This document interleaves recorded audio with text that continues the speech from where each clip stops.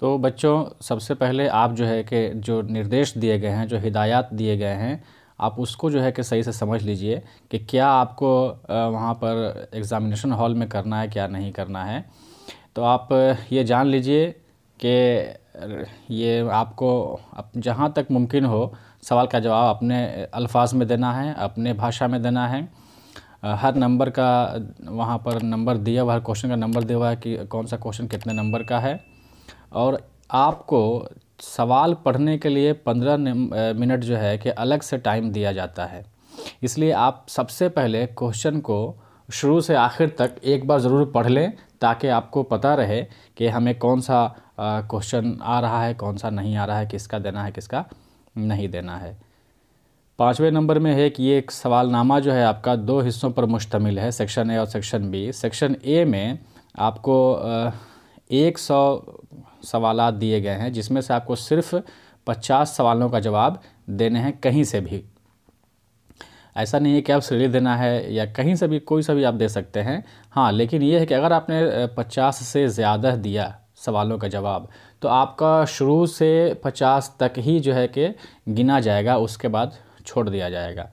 तो इसलिए आप पहले ही अपना डिसाइड कर लें कि हमें कौन सा जवाब देना है, आप उसी को टच करें, उसी को आप जवाब दें। वहाँ एग्ज़ामिनेशन हॉल में किसी भी किस्म के इलेक्ट्रॉनिक आलात का इस्तेमाल सख्ती से मना होता है। आप वहाँ पर मोबाइल फ़ोन, कैलकुलेटर कुछ भी नहीं ले आ सकते हैं। OMR शीट पर वाइटनर या ब्लेड, नाखून वगैरह का इस्तेमाल बिल्कुल नहीं करना है, वरना आपका जो है कि हो सकता है कि आपका रिज़ल्ट ना आए। तो चलिए हम लोग यहाँ से देखते हैं। ये आपका सेक्शन ए है, जिसमें टोटल 100 सवालात दिए गए हैं और यहाँ उसमें से आपको 50 वहाँ देना होता है। लेकिन मैं चूँकि ये मॉडल क्वेश्चन पेपर है, मैंने आपको यहाँ पर 100 में 100 का सॉल्यूशन करके दिखाया है, ताकि अब जो है कि टोटल का आंसर जानें आप, और वहाँ पर जिस तरह से भी आए, जैसे भी आए, इसमें से जो भी आए आप उसमें से कम 50 ज़रूर कर सकें। तो चलिए, पहला क्वेश्चन है आपका, हम्द खुदाए अज़ो जल में ज़ुल जलाल किसके लिए आया है।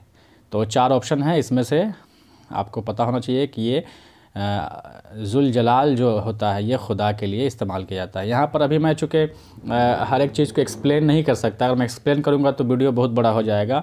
अभी मेरा ये कोशिश होगी कि आपको सिर्फ आंसर में मैं आपको बता सकूँ, ताकि आपका कम टाइम में ज़्यादा कवर हो सके। दूसरा क्वेश्चन है कि शबनम कमाली शबनम क्या है। तो ये शबनम आप देख रहे हैं कि ये शबनम कमाली जो शायर हैं उनका ये तखल्लुस है, शायर का छोटा नाम जो अपने शायरी में इस्तेमाल करते हैं उसको तखल्लुस कहते हैं। तो ये आपका सही है। और जिस नज़्म में प्यारे नबी मोहम्मद सल्लल्लाहु अलैहि वसल्लम की तारीफ़ व तौसीफ़ बयान की जाए उसे क्या कहते हैं, उसको हम लोग नात कहते हैं। क्योंकि आपको पता है कि जिसमें अल्लाह ताला की तारीफ़ बयान की जाए उसको हम लोग हम्द कहते हैं, और जिसमें मोहम्मद सल्लल्लाहु अलैहि वसल्लम की तारीफ़ बयान की जाए उसको हम लोग नात कहते हैं। सुहेल अज़ीमाबादी कहाँ पैदा हुए। देखिए, इसको आपको पता होना चाहिए कि अज़ीमाबाद जो है पटना का पुराना नाम है, इसलिए आपको यहीं से ये ध्यान रहना चाहिए कि उनके नाम में अज़ीमाबादी लगा हुआ है, यानी ये पटना में पैदा हुए थे। 5वां जो क्वेश्चन है, यहाँ लिखा हुआ है भाभी जान की गैर मौजूदगी में, जो कि गलत प्रिंट हो गया है। ये भाई जान की गैर मौजूदगी में होना चाहिए था। भाई जान की गैर मौजूदगी में रुक़ैया भाभी दिल बहलाने और वक्त काटने के लिए क्या करती थीं। तो इसका सही जवाब है कि खतूत लिखा करती थीं। 6 नंबर सवाल है, नूर की ज़िद क्या होगी। नूर की ज़िद उल्टा होता है, उसका जुल्मत होता है। और फ़रार किसका अफसाना है। किताब में शामिल जो है फ़रार, किसने उसको लिखा है, डॉक्टर मोहम्मद मोहसिन ने। और कमर जहाँ का पहला अफसाना कौन सा है, तो जुनून वफ़ा उनका पहला अफसाना है।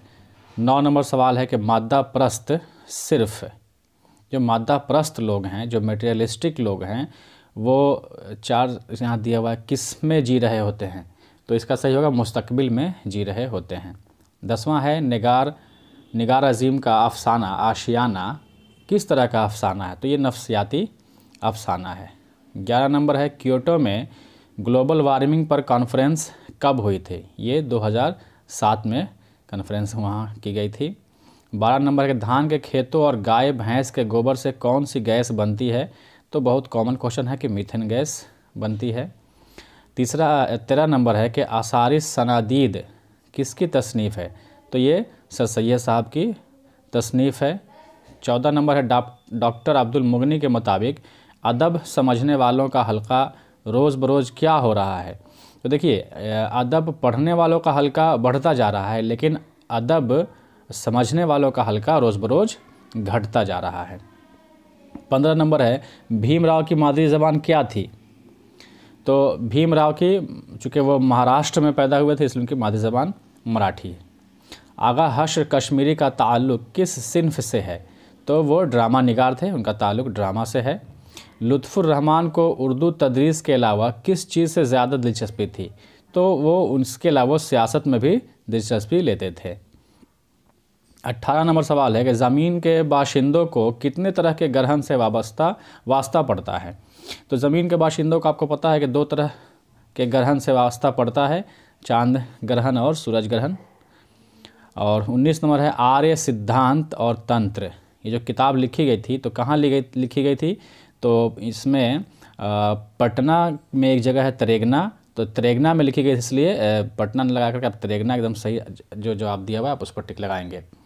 ज़मीन किसका तवाफ़ करती है, मतलब किसके चारों ओर घूमती है। सबको पता है ये सूरज के चारों ओर। नज़ीर अहमद की वफ़ात कब हुई। 1910 ईस्वी में। गालिब का असल नाम क्या था। गालिब का असल नाम असदुल्ला ख़ान था, असदुल्ला ख़ान नहीं। बी नंबर नहीं लगा दीजिएगा आप, अलिफ ए नंबर जो है कि असदुल्ला ख़ान। गदर का वाक़या कब हुआ था। सबको पता है ये 1857 ईस्वी में। शामिल निसाब मकतूब शहबाज़ ने किसके नाम लिखा है। तो आपके कोर्स में शहबाज़ ने जो ख़त लिखा है वो किसके लिखा है, तो अपनी बेटी सुगरा के नाम लिखा था, इसलिए इसमें ऑप्शन जो है कि बेटी के नाम होगा। अब्दुल गफ़ूर शहबाज़ का ताल्लुक़ किस सूबा से था, किस राज्य से था। तो बिहार से था उनका ताल्लुक़। मेहदी अफ़ादी ने कितनी शादियाँ की। ये सही जवाब इसका 3 है। शामिल निसाब इंटरव्यू में किसका इंटरव्यू लिया गया, तो पता है आपको बेदी का इंटरव्यू लिया गया है उसमें। और 28 नंबर है कि फ़ैयाज़ रिफ़त का ताल्लुक़ किस शोबे से था। तो उनका ताल्लुक़ ऑल इंडिया रेडियो से था। चकबस्त की पैदाइश कहाँ हुई, तो उनकी पैदाइश फैज़ाबाद में हुई थी। शामिल निसाब नज़्म मनाज़िर फ़ितरत या मनाज़िर क़ुदरत के शायर कौन हैं, तो चकबस्त हैं। और 31 नंबर क्वेश्चन है कि जगन्नाथ आज़ाद का इंतकाल कब हुआ, 2004 ईस्वी में। परवेज़ शाहिदी ने किस साल मैट्रिक किया, तो इसका सही जवाब है 1925 ईस्वी में। मर्ज़ तनफ़ुस से किसकी मौत हुई है। मर्ज़ तनफ़ुस का मतलब है सांस के प्रॉब्लम से किनकी मौत हुई थी। तो इनमें से सही जवाब है का परवेज़ शाहिदी का इंतकाल जो है कि सांस लेने के प्रॉब्लम के बीमारी से हुआ था। बिजली का खंभा जो ये आपका नज़्म है कि शायर कौन है, तो निदा फ़ाज़ली। निदा फ़ाज़ली ने अपनी नज़मों में समाज के किस तबका के मसाइल को उभारा है, कमज़ोर तबका। 36 नंबर सवाल है नज़म बहुत आसान थी पहले, ये नज़्म किस तरह की नज़्म है, तो ये एक पाबंद नज़्म है। और इनकी दूसरी जो नज़्म है इसके पहले आपने जो देखा था बिजली का खंभा, वो एक आज़ाद नज़्म है। सैयद मोहम्मद जाफ़री के वालिद का क्या नाम था, तो उनके वालिद का नाम सैयद मोहम्मद अली जाफ़री था। नज़्म खड़ा डिनर के शायर कौन हैं, सैयद मोहम्मद जाफ़री। रजज़ किस सिन्फ़ शायरी का हिस्सा है, आपको पता होना चाहिए। मरसिया जो लिखे जाते हैं ये उसका एक हिस्सा है रजज़। जिस नज़्म में किसी के मरने पर गम का इजहार किया जाए उसे क्या कहते हैं, उसे मरसिया कहते हैं। किसी के मरने पर जो नज़्म लिखी जाती है उसको मरसिया कहते हैं। किसी के तारीख़ में जो लिखी जाती है उसको कसीदा कहते हैं। गालिब के आबा व अजदाद कहाँ से हिंदुस्तान आए थे, ईरान से। शायर की हैसियत से गालिब की तबीयत कैसी थी, तो शायर जो है एक जिद्दत पसंद शायर थे। शौक़ के वालिद का क्या नाम था, आगा अली ख़ान। मसनवी ज़हरे इश्क में किसकी लड़की का तज़किरा हुआ है, तो उसमें सौदागर की लड़की का तज़किरा हुआ है। शौक़ लखनवी का पूरा नाम क्या है, तसद्दुक़ हुसैन ख़ान। और 46 है कि नसीम की वफ़ात कितने साल की उम्र में हुई, 34 साल। देखिए इस क्वेश्चन से ये पता चलता है आपको कि अक्सर आप जो है कि किसी भी शायर का या मुसन्निफ़ का उसका सनह पैदाइश और सनह वफ़ात याद कर लेते हैं।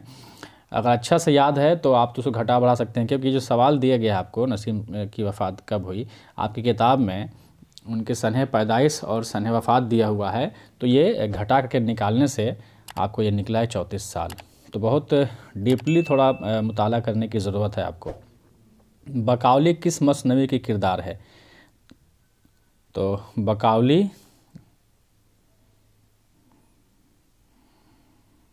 ये बता रहा हूँ आपको,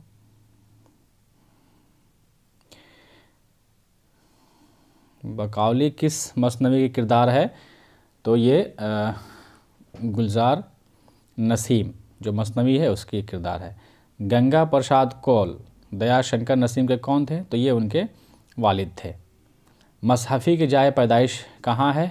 तो उनकी पैदाइश जो है अमरोहा यूपी में पड़ता है। कौन मशहूर शायर मसहफ़ी के शागिर्द थे? तो ये आतिश जो शायर थे ये उनके बहुत ही मशहूर शागिर्द थे। मुबारक अज़ीम आबादी के वालिद का क्या नाम है? फ़िदा हुसैन वामिक़। 52 नंबर क्वेश्चन है, जिस गज़ल में रदीफ़ न हो उस गज़ल को क्या कहते हैं? तो उसे हम लोग गैर मुरद्दिफ़ कहते हैं, जिसमें रदीफ़ ना हो। अहमद फ़राज़ का ताल्लुक़ किस मुल्क से है? तो पाकिस्तान से, पेशावर में उनकी पैदाइश हुई थी। हसन नईम का सनह पैदाइश क्या है? तो 1924 ईस्वी। परवीन शाकिर किस हैसियत से मशहूर हैं? तो वो एक गज़लगो शायरा थी, गज़लगो के हैसियत से मशहूर हैं। इरफान सिद्दीकी का इंतकाल कब हुआ? 2004 ईस्वी में। शामिल निसाब दोहे के शायर कौन हैं? तो उसके शायर जो हैं कि ज़फ़र गोरखपुरी हैं। तो यहाँ पे देखिए बहुत थोड़ा सा कम्प्लेक्स पेचीदा किस्म का आपको ऑप्शन दिया हुआ है। फ़िराक गोरखपुरी, अख्तर गोरखपुरी, मुजफ्फ़र गोरखपुरी और जफ़र गोरखपुरी सही जवाब है। थोड़ा सा इसमें ध्यान से इसको आपका जवाब देने की ज़रूरत है। दोहा में कितने मिसरे होते हैं? तो 2 ही मिसरे होते हैं। उर्दू में गीत की शमूलियत किस शायरी के ज़रिए हुई? तो ये हिंदी भाषा से, हिंदी ज़बान से गीत जो है कि उर्दू ज़बान में शामिल हुई है। सलाम मछली शहरी कब पैदा हुए? 1921 ईस्वी में। उर्दू शायरी का पहला दबिस्तान कौन है? दबिस्तान दक्कन। आज़ादी के बाद हिंदुस्तान में नए रियासतों की तश्कील किन बुनियादों पर अमल में आई? तो इसमें जो सियासी, जोग्राफियाई, मजहबी दिया हुआ है ये सारे गलत हैं, क्योंकि ना जोग्राफिया के बुनियाद पे की गई थी, ना मज़हब की बुनियाद पे, बल्कि लिसानी बुनियाद पर, यानी कि ज़बान की बुनियाद पर, बोली के ज़बान पर राज्यों का बंटवारा किया गया था, रियासतों की तश्कील की गई थी। अफसाना सेकंड हैंड के अफसाना निगार कौन है? तो अब तक जो क्वेश्चन आ रहे थे, जितने सवालात थे ऊपर में, वो आपके जो मेन किताब है दरख्शां उसमें से लिए गए थे। अब जो आपकी दूसरी किताब है रोशनी, उसमें से ये सारे सवालात हैं कि अफसाना सेकंड हैंड के अफसाना निगार कौन है? तो वैक्यूम मोहम्मद बशीर। वात्रक नदी किस सूबा में वाक़ है? तो गुजरात में। कर्नाटक की ज़बान क्या है? कन्नड़। कैतु किस जुर्म में जेल जाता है? तो ये अर्जुन जो नाम का कहानी है आपका, उसमें से दिया हुआ है कि जंगल काटने के जुर्म में। आसाम में कौन ज़बान बोली जाती है? तो आसामी। पेशाची अपभ्रंश से कौन ज़बान निकली है? तो इसका सही जवाब है पंजाबी। बारिश की एक सुबह किसकी तख्लीक है? तो ये है आपका सीताकांत महापात्रा। शामिल निसाब नज़्म वो मुलाकात किस ज़बान की नज़्म है? तो इसका सही जवाब है मलयालम।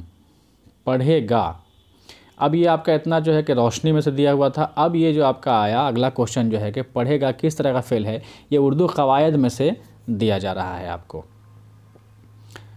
दर्ज झेल में ख़ताब कौन है? खान बहादुर। सारे सवालात अब आपको उर्दू क़वायद में से आ रहे हैं। मुनासिब लफ्ज़ से जुमला मुकम्मल कीजिए। तुम कहाँ जाते? तो हैं, हूँ, है तो होगा नहीं, हो होगा सही। मगरिब की ज़िद क्या है? मशरिक़। ईंट से ईंट बजा देना, ये मुहावरा है जिसका मतलब होता है कि निस्तो नाबूद कर देना, मिटा देना। शौक़ का मतरादिफ़ क्या है? मतरादिफ़ का मतलब होता है पर्यायवाची शब्द, सिनोनिम्स, एक ही जैसे मतलब वाले, मीनिंग वाले। तो ज़ौक़ व शौक़ हमेशा इस्तेमाल होता है। बागीचा इस्म की कौन सी किस्म है? तो आपने ग्रामर में पढ़ा होगा, इसमें मुकब्बर, इसमें मुसग्गर, तो आपको पता होना चाहिए। जिसमें छोटी है लग जाती है और वो उसका मतलब जो है मुसग्गर हो जाता है, छोटा मीनिंग में आता है। बाग मतलब बड़ा बाग और बागीचा उसमें जब हे लग के बनाया गया तो इसमें मुसग्गर हो गया ये। रुबाई में कितने मिसरे होते हैं, तो थोड़ा सा मीनिंग याद रखिए आप। रुबा का मतलब ही होता है कि 4, तो रुबाई जिसमें 4 मिसरे हों। मदह का ताल्लुक़ किस सिनफ़े शायरी से है, तो आपको पता है कि कसीदा में किसी की तारीफ़ में कोई नज़्म लिखी जाती है। मदह का मतलब ये होता है कि तारीफ़ करना, तो इसका ताल्लुक़ जो है कि आपका कसीदा से है। इसमें जमा की मिसाल देखिए, इसमें 4 दिए हुए हैं। इसमें जमा का मतलब होता है आपका कलेक्टिव नाउन।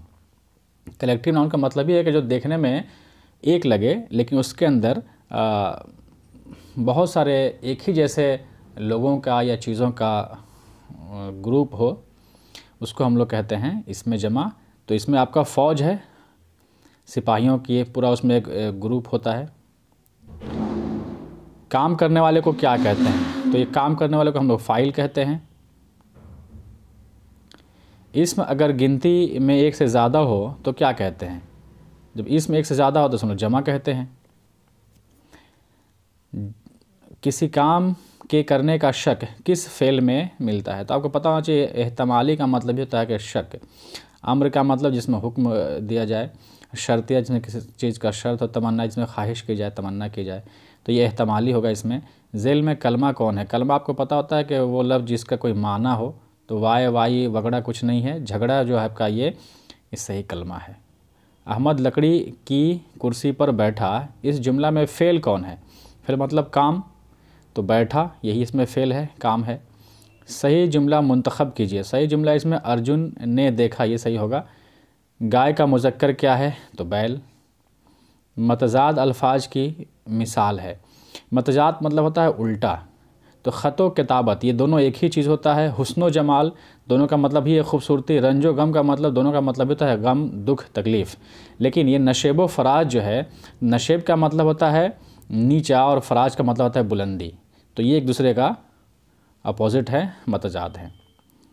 गज़ल का आखिरी शेर जिसमें शायर अपना तखल्लुस इस्तेमाल करता है क्या कहलाता है, उसको हम लोग मक्ता कहते हैं। मतला और मक्ता आप तुलू से और क़ता से याद रख सकते हैं। तुलू का मतलब होता है कि निकलना, तो मतला का मतलब होता है जहाँ से शेर शुरू हुआ, पहला शेर गज़ल का। मक्ता जिस पर क़ता हो जाए, ख़त्म हो जाए, उसको हम लोग कहते हैं मक्ता। इस तरह से आप ध्यान रखिएगा। कलमे जामिद की मिसाल है, तो कलमे जामिद उसको कहते हैं जो ना खुद किसी से बना हो और ना कोई उससे बने, तो इसमें आपका जो है कि पहाड़ इसमें सही है आपका। अहमद पटना जा रहा है, इसमें फ़ेल क्या है, फिर वही फ़ेल मतलब वर्ब, काम, जा रहा है, वही सही है आपका। मिर्ज़ा अब्दुल्ला ख़ान गालिब में गालिब क्या है, तो गालिब चूँकि उन्होंने ये छोटा सा नाम जो शायर अपने शायरी में इस्तेमाल करता है अपनी शायरी में, तो ये तखल्लुस यहाँ कहा जाएगा उसको। फ़िक्र की जमा इफ़कार होती है। और ज़हीन तालिब इल्म में ज़हीन क्या है, तो ज़हीन सिफ़त है जो इस्म की खूबी को बताए। तालिब इल्म ये इस्म है और उसकी खूबी को बयान कर रहा है ज़हीन, इसलिए ये सिफ़त है जिसको आप लोग एडजेक्टिव कहते हैं। तुम आए थे, ये कौन सेगा है, सेगा ये मतलब हुआ कि आप पर्सन के बारे में से पूछा जाएगा। आप लोगों को पता है पर्सन 3 होते हैं, वैसे उर्दू में भी यहाँ पर 3 ही तरह के होते हैं। एक होता है आपका मुतकल्लिम, एक हाजिर और एक गायब। इनके भी वाहिद और जमा भी होते हैं। तो तुम आए ये हाजिर है और हाजिर में भी एक है, वाहिद हाजिर इसको कहेंगे हम लोग। तुम लोग आए होता तब जो है कि वो जमा हाजिर होता। तो माजी बईद की पहचान क्या है, माजी बईद मतलब मईद का मतलब है दूर, तो ये है कि वो आया था, इसमें सही होगा। इब्न मरियम किसकी मिसाल है, जो इसमें यहाँ ऑप्शन दिए हुए हैं उसमें से किसकी मिसाल, इब्न का मतलब होता है कि बेटा। इब्न मरियम जो है कि ये कुनियत, ख़ानदान या रिश्ता बता रहा है, इसलिए जो है इसमें लक़ब उर्फ़ तखल्लुस नहीं होगा, ये कुनियत होगा। इसमें तादाद की पहचान कीजिए, तो इसमें से इसमें तादाद जिससे नंबर पता चले आपको, तादाद पता चले, तो ये 11 है इसमें। स्कूल, कलम और घर तो कुछ है नहीं इसमें तादाद में। कुफ्र की ज़िद बताएं, तो कुफ्र का उल्टा जो है कि ईमान होगा। रुबाई की जमा क्या होगी, रुबायात होगा। तो ये टोटल 100 सवालात आपने देखा जो मैंने कवर किया। अगर आप इतना कर लेते हैं तो बहुत ज़्यादा चांसेस हैं कि 100 में से आपको 60% तो ज़रूर आपका इसमें से आ जाए और आपका काम आसान हो जाए। इसके अलावा बाकी सेक्शन बी में से आपको अब सवालात करने हैं। तो सेक्शन बी में आपको देखिए दिया हुआ है आपको एक तो मज़मून लिखने के लिए है, पहला 5 दिए उसमें से कोई एक करना है आपको 10 नंबर का। दूसरा है कि ये ख़त या एप्लीकेशन लिखने के लिए दिया हुआ है, कोई एक करना है आपको 5 नंबर का। फिर उसके बाद ये 10 सवालात दिए हुए हैं, ये बहुत छोटे छोटे सवालात हैं, ये भी एक एक लाइन के हैं। ये आपको 10 करने हैं, चूँकि इसमें से भी जो है कि आपको 20 नंबर मिलेंगे। तो ये भी आप इसको लिख करके बिल्कुल याद कर लें, तो बहुत ही आसानी से आप, मैं तो ये कहूँ कि फेल करना तो दूर है, आप तो अगर आप ऑब्जेक्टिव सिर्फ कर लेते हैं तो 50 नंबर तो ऐसे ही आ जाएगा। और अगर अच्छा नंबर लाना चाह रहे हैं तो फिर अगर ये आप थोड़ा सा और मेहनत कर लेते हैं, नीचे जो सवालात दिए गए हैं इसकी भी मश्क आप कर लेते हैं, तो बहुत ही अच्छा नंबर आप ला सकते हैं। उसी तरह से फिर नीचे ये 4 नंबर सवाल में 3 का जवाब देना है। ये 55 नंबर के ये हैं, थोड़ा सा बड़े सवाल हैं ये, सवालात लिखना है इनको। और उसमें भी ई नंबर और एफ़ नंबर 2 ऐसे दिए गए हैं, इसमें 3 में से 2 तो ऐसे हैं कि आप इजीली कर सकते हैं एकदम। देखिए ई नंबर में क्या दिया हुआ है कि दर्ज झेल अल्फाज में से किसी 5 की जमा लिखिए। तो वाही जमा आपने याद किया होगा, और ये भी इतना सारा यहाँ दिया हुआ 10 दिया, उसमें से 5 ही लिखना है, और 5 लिखेंगे एकदम 5 नंबर आपको एक्यूरेट मिलेगा एकदम पूरा एकदम। वैसे ही एफ़ नंबर में जो है कि किसी 5 का अजदाद बताना है आपको, विलोम शब्द जिसको आप लोग कहते हैं, वो यहाँ लिखना है उल्टा। तो इसको आप कर देते हैं 5 5 10 नंबर तो ऐसे ही मिल जाएगा। और बाकी इतने सवाल इसमें हैं 4 नंबर में, उसमें से कोई एक सवाल लिख दीजिएगा तो 3 क्वेश्चन हो गया, 15 नंबर तो आपका ऐसे ही आ जाएगा। तो अगर आप थोड़ी सी मेहनत करते हैं तो इसमें बहुत 80 नंबर 85 नंबर लाना तो कहीं से जो है कि आसानी के साथ एकदम मुमकिन है। जैसे यहाँ पर मैं आपको बता दूँ कि आप चूँकि इसको नोट कर लीजिएगा, मैं बता दे रहा हूँ, लिख नहीं पाता यहाँ पर, इसलिए नूर का जो जमा होगा वो अनवार होगा, शेर का जमा अशआर होगा, मरकज़ का जमा मराकिज़, अदद का जमा आदाद, ख़बर का जमा अखबार, रक़म का जमा रक़ूम, ज़िद का जमा अज़दाद, फ़ेल का जमा अफ़आल, रूह का जमा अरवाह, फ़न का जमा फ़नून। तो ये आप इसको लिख लेंगे, इसको याद कर लेंगे। और यहाँ नीचे ज़िद लिखना है आपको, तो आप उसको भी लिख सकते हैं। कुफ्र का जमा ईमान, कुफ्र का ज़िद जो है वो ईमान होगा, हक़ का बातिल, आलिम का जाहिल, मौत की ज़िंदगी या हयात, उरूज़ का जवाल, इनकार का असबात होगा, अव्वल का आखिर, मुमकिन का नामुमकिन, जंग का सुलह, जदीद का कदीम। तो वैसे मैं कोशिश करूँगा जल्द ही कि ये जो सवालात हैं इनको भी मैं आपको सॉल्व करके और दे पाऊँ। तब तक के लिए इतना ही। ओके, अल्लाह हाफिज़।